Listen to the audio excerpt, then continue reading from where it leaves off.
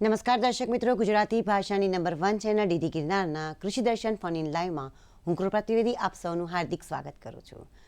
દર્શક મિત્રો, કઠોળ એ પ્રોટીનથી ભરપૂર એવા ખૂબ જ અગત્યના ધાન્ય વર્ગના પાક છે.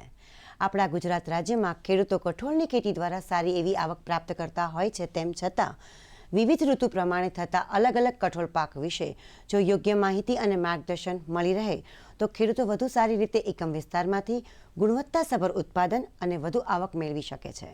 તો મિત્રો, આજના આપણા કાર્યક્રમમાં આપણે વાત કરીશું ઉનાળુ ઋતુમાં કઠોળ પાકોની ખેતી વિષય પર. આ વિષય પર આપના તરફથી પ્રશ્ન આવકાર્ય છે. પ્રશ્ન પૂછવા માટે અમારા ફોન નંબરની નોંધ કરી લેશો. અમારા ફોન નંબર છે 079 26 85 38 14 અને 079 26 85 38 16. તો મિત્રો, ઉનાળુ ઋતુમાં કઠોળ પાકોની ખેતી આ વિષય પર વિગતવાર માહિતી અને માર્ગદર્શન આપવા માટે વિષય નિષ્ણાત તરીકે આપણી સાથે ઉપસ્થિત છે ડૉક્ટર વિનોદ બી મોર સર, કે જેઓ મદદનીશ પ્રાધ્યાપક અને વડા તરીકે એગ્રોનોમી વિભાગ, કૃષિ મહાવિદ્યાલય આણંદ કૃષિ યુનિવર્સિટી આણંદ ખાતે પોતાની ફરજ બજાવે છે. નમસ્કાર ડૉક્ટર વિનોદ મોર સર. કૃષિ દર્શન કાર્યક્રમ અને સ્ટુડિયોમાં આપનું હાર્દિક સ્વાગત છે. ઉનાળુ ઋતુમાં કઠોળ પાકોની ખેતી આ વિષય પર આજે આપણે ચર્ચા કરીશું. આપણા વ્યુઅર્સ પણ આપણને ઘણા બધા ફોન કરીને એમની સમસ્યાનું સમાધાન મેળવશે. તો કાર્યક્રમના પ્રારંભમાં એક જ પ્રશ્ન એ પ્રારંભિક કે સૌપ્રથમ કઠોળ પાકોની આપણે ગુજરાત રાજ્યમાં હાલની પરિસ્થિતિ કેવી છે? ખેડૂત મિત્રો નમસ્કાર. આપણે જાણીએ છીએ કે કઠોળ પાકોનું જે મહત્ત્વ છે આપણા ખેતી માટે અને શરીર માટે બંને રીતે ખૂબ જ જરૂરી છે. તો અત્યારે હાલમાં જોવા જઈએ તો ગુજરાત રાજ્યમાં કઠોળ પાકો જે છે એ જે 18 લાખ હેક્ટર જેટલા વિસ્તારમાં થતા હોય છે, જે પૈકી ખાલી ઉનાળુ સિઝનની જો વાત કરવા જઈએ તો ઉનાળુ સિઝનમાં પણ જ્યાં પિયત પાણીની સગવડ છે અને હુંફાળું વાતાવરણ અને અનુકૂળ વાતાવરણ મળી રહે એવા વિસ્તાર જ્યાં છે ત્યાં આગળ લગભગ 96,000 હેક્ટર જેટલા વિસ્તારમાં કઠોળ પાકોની ખેતી થતી હોય છે. અને એમાં મુખ્ય પાકો જોવા જઈએ તો મગ અને અડદ જે છે એ ઉનાળુ સિઝન માટે ખેડૂતો ખૂબ જ પસંદ કરતા હોય છે. બરાબર છે. કઠોળ પાકની આપણા ગુજરાત રાજ્યની પ્રવર્તમાન પરિસ્થિતિ વિશે આપણે માહિતી આપી. હવે કઠોળ પાક છે એનું આપણા રોજિંદા જીવનમાં કેટલું મહત્ત્વ છે, શું મહત્ત્વ છે? ખૂબ જ પ્રશ્ન છે બેન. આ પ્રશ્ન એટલા માટે જરૂરી છે કે કઠોળ પાકો આપણે રોજિંદા જીવનમાં પણ જે શાકાહારી લોકો છે એમના માટે તો ખૂબ જ જરૂરી છે, કે જેમ કે એ ખૂબ જ મોટો પ્રોટીનનો સ્ત્રોત છે. આ સિવાય ઘણા બધા મિનરલ જેમ કે ઝીંક હોય, આયરન હોય, કેલ્શિયમ હોય, ફોસ્ફરસ હોય, આ બધા મિનરલ્સ અને ઘણા બધા વિટામિનોનો પણ એ ઉપયોગી સોર્સ છે. આ સિવાય એ શરીરના બાધા માટે ખૂબ જ જરૂરી છે. કઠોળ લેવાથી આપણા શરીરમાં ડાયાબિટીસનું પણ પ્રમાણ ઓછું કરી શકાય છે. આ સિવાય હાર્ટના જે રોગ છે એમાં પણ રાહત મળતી હોય છે. એટલે એમ જોવા જઈએ તો ખૂબ જ મહત્ત્વના પાક છે. બરાબર છે. રોજિંદા જીવનની અંદર અને સ્વાસ્થ્ય માટે કઠોળ એ ખૂબ જ અગત્યનો પાક છે. હવે આપણો ભારત દેશ તો વિવિધતાસભર દેશ છે અને વાતાવરણની પણ વિવિધતા રહેલી છે, એટલે ઋતુઓ બદલાયા કરતી હોય છે. તો આ કઠોળ પાકો છે એ કઈ ઋતુમાં થઈ શકે? કઠોળ પાકો આમ જોવા જઈએ તો ચોમાસું, શિયાળુ અને ઉનાળુ એમ ત્રણેય સિઝનમાં થતા હોય છે. પણ અલગ અલગ પાકોની વાત કરીએ તો અલગ અલગ સિઝન એમને અનુકૂળ આવતી હોય છે. જેમ જોવા જઈએ કે કઠોળ પાકોમાં મુખ્ય મગ, અડદ, તુવેર જેવા પાકો જે છે એ ચોમાસું અને ઉનાળુ બંને ઋતુમાં કરી શકાતા હોય છે. અને ચણા જેવા પાકને આપણે શિયાળુ ઋતુ માટે પણ સારી રીતે પસંદ કરતા હોઈએ છીએ. પરંતુ ભારતના અમુક વિસ્તારોમાં મગ, અડદ જેવા પાકો શિયાળુ ઋતુમાં પણ લેવામાં આવતા હોય છે. તો એમ જોવા જઈએ તો કઠોળ પાકો જે છે આપણા ભારતની જે ભૌગોલિક વિવિધતા છે એ પ્રમાણે જોઈએ તો ત્રણેય સિઝનમાં આપણે એને સારી રીતે કરી શકીએ છીએ. બરાબર છે. હવે ઉનાળુ ઋતુ, આપણે આજના કાર્યક્રમનો વિષય જ એ છે કે ઉનાળુ ઋતુમાં કઠોળ પાકની ખેતી. તો ઉનાળુ ઋતુમાં કઠોળ પાક લેવાથી શું ફાયદા થાય છે? ઉનાળુ ઋતુમાં કઠોળ પાકો લેવા માટે એટલે ભલામણ કરવામાં આવે છે કે એક તો ઉનાળુ જે ઋતુ છે એ ખૂબ જ ટૂંકી ઋતુ છે અને કઠોળ પાકો જેમ કે મગ અને અડદ જેવા પાકો જે છે એ ઓછા ગાળામાં પાકી જતા હોવાથી ટૂંકા ગાળામાં સારી એવી આવક આપણે મેળવી શકીએ છીએ. આ સિવાય પણ જે પાક પદ્ધતિમાં કઠોળ પાકો આપણે એને ઉમેરીએ તો એ જમીનની પ્રતને સુધારે છે, જમીનમાં નાઇટ્રોજનનો ઉમેરો કરે છે, એ સોટી મૂળ હોવાથી ઊંડે સુધી જમીનને ફળદ્રુપ બનાવે છે. આમ જોવા જઈએ તો ખેતીની પદ્ધતિમાં પણ એનું એક આગવું મહત્ત્વ છે અને ખેતીની ફળદ્રુપતા સુધારવામાં પણ એક ખૂબ જ મહત્ત્વનો ભાગ ભજવે છે. બરાબર છે. હવે આટલા બધા ફાયદા છે કે ઉનાળુ ઋતુમાં કઠોળ લેવાથી જમીનની ફળદ્રુપતા વધે છે, જમીનમાં નાઇટ્રોજનનો ઉમેરો થાય છે, આપણે જણાવ્યું એ રીતે. તો ઉનાળુ ઋતુમાં આપણા ખેડૂત મિત્રો જો કઠોળ પાકોની ખેતી એમને કરવી હોય, કઠોળ પાક લેવા હોય, તો એવી કઈ કઈ બાબતો છે કે જે એમણે ખાસ ધ્યાનમાં રાખવી જોઈએ? હા, આ પ્રશ્ન ખૂબ જ અગત્યનો છે. ઉનાળુ ઋતુમાં ખાસ આપણે જ્યારે કઠોળ પાકની ખેતી કરવા માગતા હોઈએ ત્યારે અગાઉના જે પાક છે એ પાકની કાપણી સર, ક્યારે એક થશે? દર્શક મિત્ર આપણી સાથે ફોનલાઈન પર જોડાઈ ગયા છે, ધીરુભાઈ કચોટ. હેલો. હાજી ધીરુભાઈ, નમસ્કાર. કૃષિ દર્શન ફોન ઇન લાઈવમાં આપનું સ્વાગત હું છે. સાહેબને એ પૂછવા માંગુ છું કે ઓછા પાણી હોય ને સારી ક્વોલિટી અડદ ને મગ ને દૂધી વાવી હોય તો આપણે કઈ ક્વોલિટી વાપરવી જોઈએ? હું દીવ વિસ્તારમાંથી બોલું છું. મારે વાતાવરણ થોડુંક ભેજવાળું રહે છે, એના અનુલક્ષમાં સાહેબ થોડો પ્રકાશ પાડશે? હા 100%. હા, ચોક્કસ. તમારો પ્રશ્ન ભેજવાળા વાતાવરણ માટે છે. એટલે ખાસ કરીને ભેજવાળા વાતાવરણમાં આપણે જ્યારે ઉનાળામાં મગ અથવા અડદ જેવા કઠોળ પાકોની ખેતી કરતા હોઈએ ત્યારે એમાં પીળા પંચરંગિયાના રોગનું પ્રમાણ ખૂબ જ વધુ જોવા મળતું હોય છે. તો એ માટે ખાસ આપણે પીળા પંચરંગિયાથી રહિત જે પ્રતિકારક જાતો છે એ જાતોને પસંદ કરવી જોઈએ. જેમ કે મગ માટે ગુજરાત આણંદ મગ 5 છે, અડદ માટે શામલ કરીને ગુજરાત આણંદ 4 નામની જાત છે. એવી જાતો જો આપણે પસંદ કરીએ તો એ રોગમાંથી પણ મુક્તિ મેળવી શકીએ. અને બીજું કે એ જે બંને જાતો જે મેં કહી એ જાતો 70 દિવસમાં પાકી જતી જાતો છે. એ ખૂબ જ ટૂંકા ગાળામાં પાકી જતી હોય જેથી પાછળના જે વરસાદમાં પણ તમે રાહત મેળવી શકો છો. તો અને ચોક્કસપણે હુંફાળ વાતાવરણ પણ સારી રીતે તમે એને ખેતી કરી શકો છો. જી દર્શક મિત્રો, આપ જોઈ રહ્યા છો કૃષિ દર્શન ફોન ઇન લાઈવ, અને આજે આપણે વાત કરી રહ્યા છીએ ઉનાળુ ઋતુમાં કઠોળ પાકોની ખેતી વિષય પર. આ વિષય પરની ચર્ચા યથાવત છે. સમય થયો છે વિરામનો. મળીને નાનકડા વિરામ બાદ.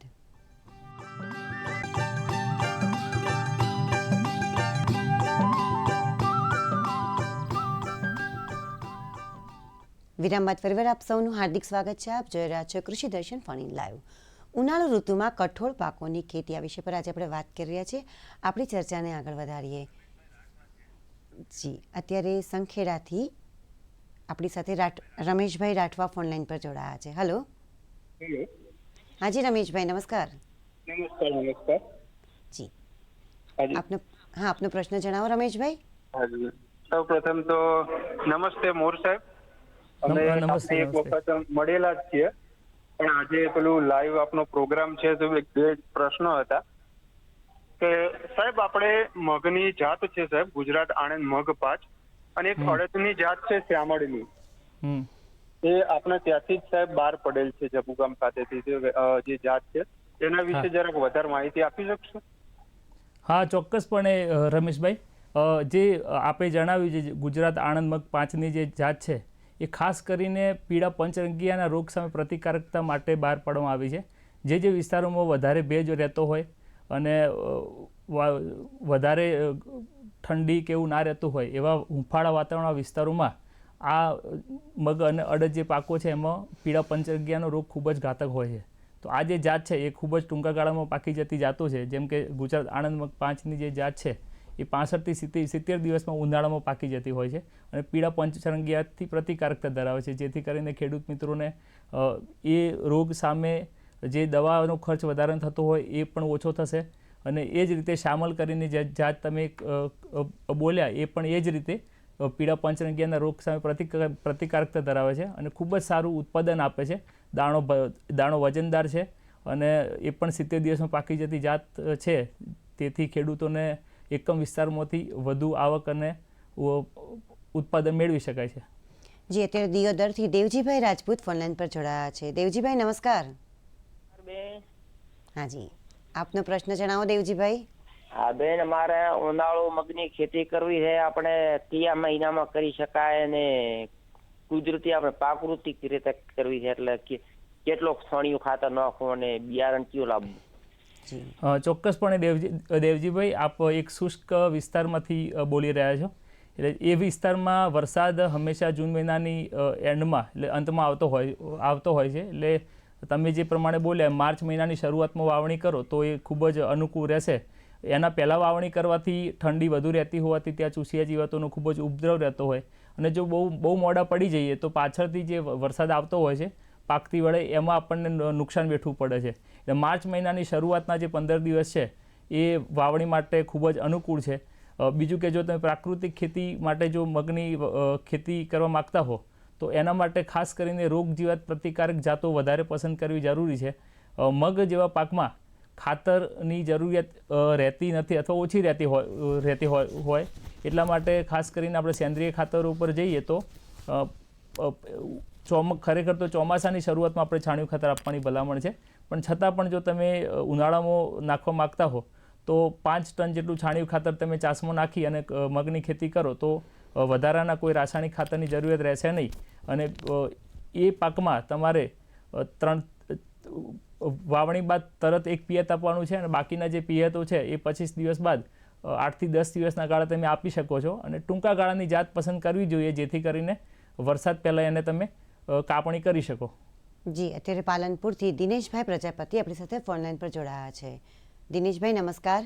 નમસ્કાર કૃપાબેન, મારો વિનોદ સરને એવો પ્રશ્ન છે કે કઠોળ સાથે કયા કઠોળ વાવવાથી સારું ઉત્પાદન મળી શકે અને કઠોળ અને ધાન્ય પાકો સાથે વાવી શકાય કે તેમાં કઈ રીતે ઉત્પાદન વધારે મળે અને કઠોળ સંઘરવા માટેની સાચી રીત કઈ છે અને કઠોળમાં જે અમુક મગ ધારો કે દાણા ચડતા નથી એ શું ખામીના લીધે દાણામાં એ ખામી પડે છે? જી, હા, 3-4 પ્રશ્નો છે એમના. એક તો કઠોળની સાથે બીજા કયા કઠોળ ઉગાડી શકાય અને અન્ય ધાન્યની સાથે કયા કઠોળ ઉગાડી શકાય? ખૂબ જ અગત્યના પ્રશ્નો પૂછ્યા આપશ્રીએ. ખાસ કરીને તમે વાત જે કરી કે આંતરપાકો તરીકે આપણે કયા લઈ શકીએ, તો એ અગત્યની વાત છે. કેમ કે ઉનાળુ સિઝન હોય તો પહેલું તો જો પાણીની સગવડ હોય, પાણીની યોગ્ય સગવડ હોય તો આંતરપાકમાં ધાન્ય પાકો સાથે તમે જેમ કે બાજરીની વચ્ચે પણ મગ અથવા અડદની ખેતી કરી શકો છો, અથવા બીજા કોઈ જેમ કે મગફળી હોય એની વચ્ચે પણ તમે એકાદ લાઈન અને મગ અડદ કરી શકો છો. પાણીની સગવડ હોવી ખૂબ જ જરૂરી છે. બીજું તમે પૂછ્યું કે મગ જે છે એ સાચવવા માટે શું કરવું જોઈએ, તો મગ અથવા અડદ અથવા કોઈ પણ કઠોળ વર્ગના જે પાક છે એને સાચવવા માટે ખૂબ જ તકલીફ રહેતી હોય છે. બધાયનો પ્રશ્ન રહેતો હોય છે એને યોગ્ય સાચવણી કઈ રીતે કરવી, તો એના માટેની ખૂબ જ મહત્ત્વની ભલામણો પણ કૃષિ યુનિવર્સિટીઓ દ્વારા કરવામાં આવેલી હોય જ છે. તો એ ભલામણોનો ઉપયોગ કરી શકાય. અથવા તો આપણા જે રોજિંદા જીવનમાં જે આપણી જે દેશી પદ્ધતિઓ જે વર્ષોથી આપણે ઉપયોગ કરીએ છીએ, જેમ કે રેતીમાં ભેળવીને રાખવું અથવા તો એમાં દિવેલાના તેલનો ઉપયોગ કરીને તમે સંગ્રહ કરી શકો છો અને એરટાઇટ રાખીને એનો સંગ્રહ કરવામાં આવે તો ચોક્કસપણે એમાં આપણને સફળતા મળતી હોય છે. આ સિવાય જે તમે બાકીનો જે પ્રશ્ન હતો, મગનો દાણો ઘણીવાર ચડતો નથી. હા, એમાં જે જીવાતનું પ્રમાણ ઘણીવાર વધી જતું હોય છે, તો અમુક મગના દાણા ચૂસ્યા જીવાતો ચૂસી લેવાથી એનું યોગ્ય પોષણ થતું નથી અને આ જે યોગ્ય પોષણ ના થયેલા દાણા હોય એ ચડવામાં પણ તકલીફ પડતી હોય છે. તો એ જે પ્રશ્ન છે એને નિવારવા માટે રોગમુક્ત અથવા તો જીવાણુ મુક્ત જે પાક ઉત્પાદન મળતું હોય એ ઉત્પાદન જો મળે તો એમાંથી આપણે આ પ્રશ્ન નિવારી શકીએ છીએ. અને બીજું કે ઘણીવાર મગમાં અમુક સિંગો કાચી હોય છે, અમુક સિંગો કાપણી વખતે પાકી હોય છે અને એ બધું મિક્સ થવાથી એ અમુક દાણા યોગ્ય ના પોષાય એ બધા પણ એને ચડવામાં આપણને તકલીફ જોવા મળતી હોય છે. કેસરભાઈ વાળા અત્યારે આપણી સાથે ફોનલાઈન પર જોડાયા છે. હેલો. હાજી કેસરભાઈ નમસ્કાર. નમસ્કાર. હાજી. હેલો. હા, આપનો પ્રશ્ન જણાવો કેસરભાઈ. મતલબ આપણે આપણે ઉનાળુ ઓછા પાણીએ જો અડદ ક્યાં વાયા હોય તો પાકે, એમ પાણીની થોડીક શોર્ટેજ હોય અને ઓછા પાણીએ કરવા હોય. હા, ચોક્કસ કેસરભાઈ. આપનો વિસ્તાર વેરાવળ છે તો એવા વિસ્તારમાં તમે ચોક્કસપણે અડદ કરી શકો છો. ઓછા પાણીએ કરવા માટે ખાસ કરીને જે જમીનમાં ભેજની સંગ્રહ શક્તિ વધારે હોય એવી જમીનમાં યોગ્ય નિતાર શક્તિ હોવી પણ જરૂરી છે. પણ જે જમીન ભેજ સંગ્રહ કરી શકતી હોય એવી જમીનમાં તમે ગુજરાત અડદ 4 જે પીડિયા પ્રતિકારક જાત છે એને કરશો તો ચોક્કસપણે ઓછા પાણીએ સારી ખેતી કરી શકશો.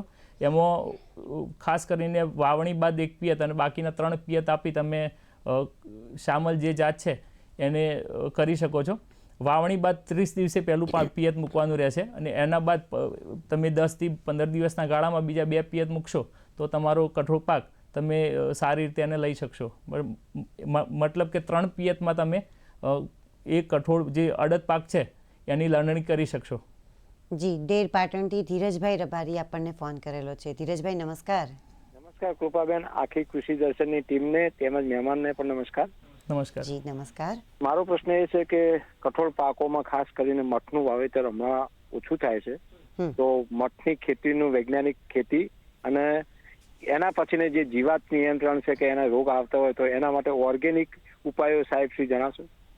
હા, ચોક્કસપણે મઠની ખેતીનું વાવેતર ઓછું થતું હોય છે. ખાસ કરીને અત્યારે જે મઠની ખેતી થાય છે એ ચોમાસુ ઋતુમાં ખેડૂતો કરતા હોય છે, અને એમાં ખાસ કરીને કચ્છ અને પાટણ, બનાસકાંઠા જેવા જિલ્લાઓ જે છે એમાં મઠની ખેતી જોવા મળતી હોય છે.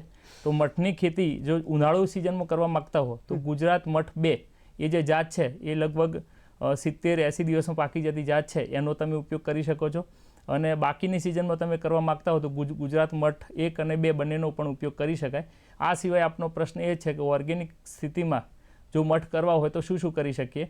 તો ખાસ કરીને એના માટે જે જીવાત અને રોગ આ 2 વસ્તુ ખૂબ જ અગત્યની છે કે એને જો કંટ્રોલ કરવામાં આવે તો ઓર્ગેનિક સ્થિતિમાં આપણે સારી રીતે ઉત્પાદન લઈ શકીએ છીએ. તો પીડિયા એમાં જે ચૂસિયા જીવાતો જે આવતી હોય છે એના નિયંત્રણ માટે આપણે લીંબોળીના મીંજના 5% દ્રાવણનો અથવા તો લીંબોળીનું જે તેલ હોય એ 25 ml પંપમાં નાખીને સ્પ્રે કરો તો પણ તમે એનો કંટ્રોલ કરી શકો છો.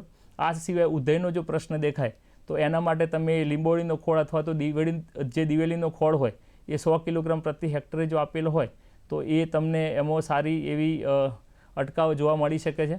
આ સિવાય નેમેટોડ જેવી પરિસ્થિતિ રહેતી હોય તો એના કંટ્રોલ માટે પણ લીંબોળી અથવા તો દિવેલી આ પ્રકારના ખોળનો ઉપયોગ કરીને આપણે એનો કંટ્રોલ કરી શકીએ છીએ.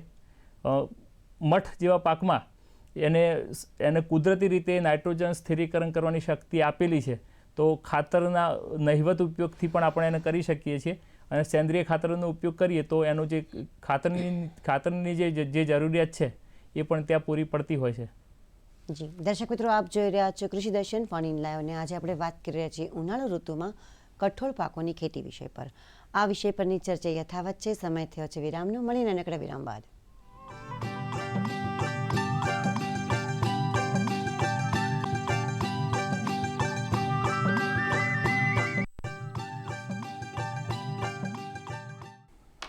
દર્શક મિત્રો, વિરામ બાદ ફરીવાર આપ સૌનું હાર્દિક સ્વાગત છે. આપ જોઈ રહ્યા છો કૃષિ દર્શન ફોન ઇન લાઈવ. ઉનાળુ ઋતુમાં કઠોળ પાકોની ખેતી આ વિષય પર આજે આપણને ડૉક્ટર વિનોદ બી મોરસર ખરેખર ખૂબ જ અગત્યની માહિતી આપી રહ્યા છે. આપણી ચર્ચાને આગળ વધારીએ. અને અત્યારે રાજુલાથી એક મિત્ર ફોનલાઈન પર જોડાયા હતા પણ સંપર્ક કપાઈ ગયો છે. સર, એ મિત્ર કે બીજા કોઈ બીજા એક ભાઈ જંબુસરથી ગોરધનભાઈ રાણા ફોનલાઈન પર જોડાયા છે. હલો. નમસ્કાર બેન. જી નમસ્કાર ગોરધનભાઈ, આપનો પ્રશ્ન જણાવો. બેન, પ્રશ્ન એવો કે શિયાળામાં મગ કર્યા હોય ને પછી એક કાર્ય પછી પાછા ફરી ઉનાળામાં મગ કરે તો પાકની ફેરબદલી કરવાથી ઉત્પાદન ક્ષમતામાં કોઈ વધારો ઘટાડો જોવા મળે? ચોક્કસપણે ગોરધનભાઈ, બંને પાક આમ તો કરી શકાતા હોય છે, પણ આપણે બધાય પાકની ફેરબદલી કરવાની ભલામણ કરતા હોઈએ છીએ. જેમ કે એક જ પ્રકારના એક જ વર્ગના પાકો સતત એની વાવણી કરવામાં આવે તો એક જ જગ્યાએ તેનું જે એના તત્વોનું શોષણ અથવા તો એક જ પ્રકારની જરૂરિયાતો એની રહેતી હોય છે, જેથી જમીન નબળી પડતી જોવા મળતી હોય છે. છતાં પણ જો તમારી જમીનની પરિસ્થિતિ અને ત્યાંની પાણીની પરિસ્થિતિ જો અનુકૂળ રહેતી હોય તો તમે ચોક્કસપણે બંને પાક પણ કરી શકો છો. પણ જો શક્ય હોય તો તમે એમાં ફેરબદલી કરો તો વધુ સારી જમીનની જાળવણી થઈ શકે અને ઉત્પાદન પણ સારું એવું તમે એમાંથી મેળવી શકો છો. જી, અત્યારે રાજુલાથી મણુભાઈ આપણી સાથે ફોનલાઈન પર હવે જોડાઈ ગયા છે. આપણે એમને સાંભળી લઈએ. હલો બેન. હાજી. એ મારે સોયાબીન વાવું છે, એમાં થોડીક શું છે એમાં રોગ આવી ગયો છે સોયાબીનમાં. ઓકે. આપણે આવે ને ફાલ એમાં ઝાડવા અને ફૂલ ઉગડે પોપટા બતાય છે, સોટી જાય એમ. તેની દવા શું છે છાંટ્યું છે? સોયાબીન તમે અત્યારે વાવેલું છે? મણુભાઈ, આપણે અત્યારે વાવેલું છે? હા, અત્યારે ઉનાળુ વાવવાનું છે. ઉનાળુ સોયાબીન તમે અચ્છા, ઉનાળુ સોયાબીન વાવવાનો છે, એમાં ફૂલ ખરી જાય છે? ફૂલ ખરી જાય છે મણુભાઈ? હા સાહેબ બેન. ફૂલ ખરી જાય છે તો એનો ઉપાય શું એમ પૂછો છો ને? ફૂલ ખરી ગયા કે ઉનાળુ વાવું તો કેમ થાય દવા? હા મોડુભાઈ, એમાં તમે જે પ્રશ્ન પૂછ્યો ઉનાળુ સોયાબીન માટે, તો એવું હોય છે કે જો ગરમી બહુ જ વધારે હોય તો ફલિનીકરણ થતું નથી અને ફૂલો ખરી જવાનો પ્રશ્ન ખૂબ જ ઘાતક રહેતો હોય છે. તો જે વિસ્તારોમાં ગરમી ખૂબ જ રહેતી હોય અને શુષ્ક વાતાવરણ રહેતું હોય એવા વિસ્તારોમાં ખાસ કરીને અડદ અથવા સોયાબીન જેવા પાકો જો કરવામાં આવે અથવા મગ જેવા પાક કરવામાં આવે તો યોગ્ય ફલિનીકરણ ન થવાના કારણે શીંગો બેસતી નથી અને યોગ્ય ઉત્પાદન મળતું નથી. બરાબર છે. હા જી, અત્યારે ઓલપાડથી રસિકભાઈ દેસાઈ આપણને ફોન કરેલો છે. રસિકભાઈ નમસ્કાર. ધન્યવાદ સર. હા રસિકભાઈ હા, નમસ્કાર. હા ધન્યવાદ. હા હા જી, આપનો પ્રશ્ન જણાવો. અમારો પ્રશ્ન છે કે સર મેં તુવેર લીધી છે બિયારણ એગ્રોમાંથી. હા. હવે એને ફૂલ પણ નથી આવતા અને કોઈકમાં લાગે તો કોઈકમાં નથી લાગતું. ઘણી એગ્રોમાં ઘણી વાર અમારા ઉઠ્યું છે. હા રસિકભાઈ, તમે જે પ્રશ્ન પૂછો એ જાતને લગતો પ્રશ્ન છે. તો એ જે જાત છે એ કઈ છે એ પહેલાં તો એના ઉપરથી નક્કી થતું હોય છે, અને એ જે જાત છે એ જે તમારા વિસ્તાર માટે અનુકૂળ છે કે નહીં એ પણ ખાસ જોવું જરૂરી છે. તો આપને ખાસ એક વિનંતી એ છે કે જ્યારે પણ આપણે જાતની પસંદગી કરીએ ત્યારે આપણા વિસ્તાર માટે અનુકૂળ છે કે નહીં એ ખાસ કરીને ચેક કરી લેવું. અને બીજું કે કૃષિ યુનિવર્સિટી દ્વારા આપણા વિસ્તાર માટે જે જાત ભલામણ થયેલી હોય એવી જાત પસંદ કરીને વાવણી કરવામાં આવે તો ચોક્કસ પ્રકારે એમાં આપણે ધાર્યું ઉત્પાદન મેળવી શકીએ છીએ. જી સર, આપ અહીં પધારી અને અમારા દર્શક મિત્રોને આ વિષય પર ખરેખર ખૂબ જ અગત્યની માહિતી આપી એ માટે આપનો ખૂબ જ આભાર. નમસ્કાર. ધન્યવાદ. જય હિન્દ. દર્શક મિત્રો, આજે આપણે ઉનાળુ ઋતુમાં કઠોળ પાકોની ખેતી આ વિષય પર ડૉક્ટર વિનોદભાઈ મોર પાસેથી ખરેખર ખૂબ જ અગત્યની માહિતી અને માર્ગદર્શન મેળવ્યું. અમને આશા છે તમામ માહિતી આજે આપણને ખૂબ જ ઉપયોગી થઈ રહેશે. અત્યારે સમય થયો છે રજા લેવાનો, પરંતુ એ પહેલાં આગામી બુધવારના કૃષિ દર્શન ફોન ઇન લાઈવનો વિષય જણાવી દઈએ. આગામી બુધવાર તારીખ 27 ડિસેમ્બર 2023 સાંજે 5:30 આપ જે વિષય પર પ્રશ્ન પૂછી શકશો એ વિષય છે ગાય આધારિત પ્રાકૃતિક ખેતી. દર્શક મિત્રો, તારીખ, વિષય અને સમય ફરી વખત નોંધી લઈશું. તારીખ 27 ડિસેમ્બર 2023 બુધવારે સાંજે 5:30 વિષય છે ગાય આધારિત પ્રાકૃતિક ખેતી. તો ફરીથી મળીશું કૃષિ દર્શનના નવા કાર્યક્રમમાં. ત્યાં સુધી આપ જ્યાં પણ રહો સુખી, સફળ અને સ્વસ્થ રહો એવી શુભકામનાઓ સાથે રજા લઈએ. નમસ્કાર.